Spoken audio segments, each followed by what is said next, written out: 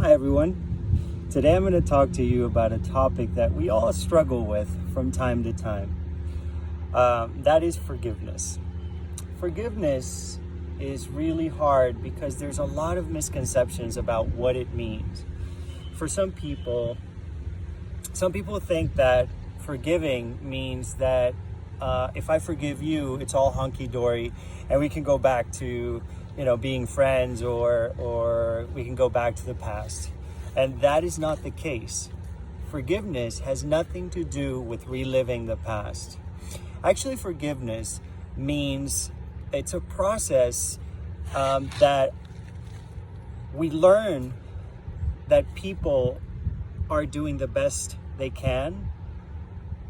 And so with that, we can forgive them, but that doesn't mean we have to be around them if their behaviors are toxic or harmful or not good for us.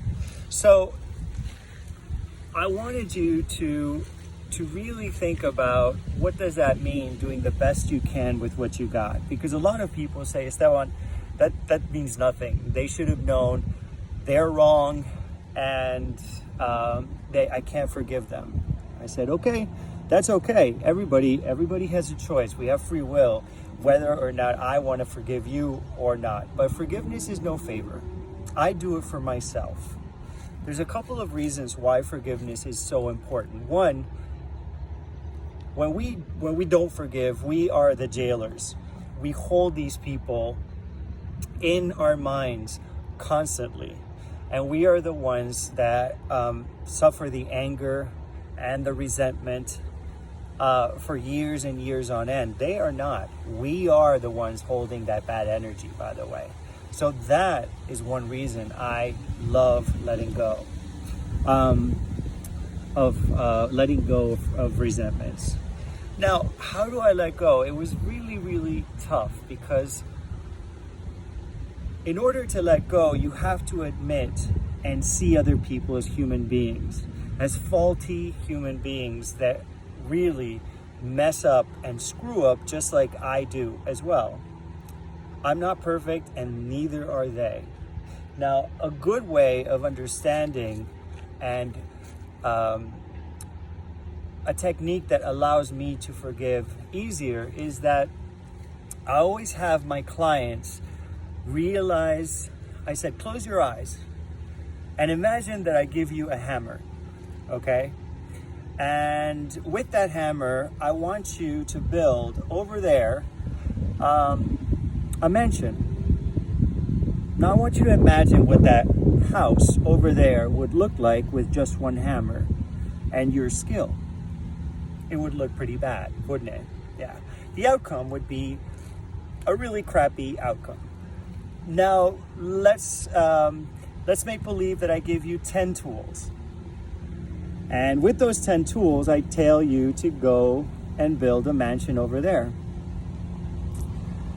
And with those 10 tools, I want you to imagine you building that mansion over there. It's going to be a little bit better, but the outcome is pretty much a crappy one as well. Same person, different tools. Now I actually teach you how to use those 10 tools. And I tell you, now build that mansion over there. And you imagine it, and it's obviously going to look a little better. Same person, different tools, and skill set.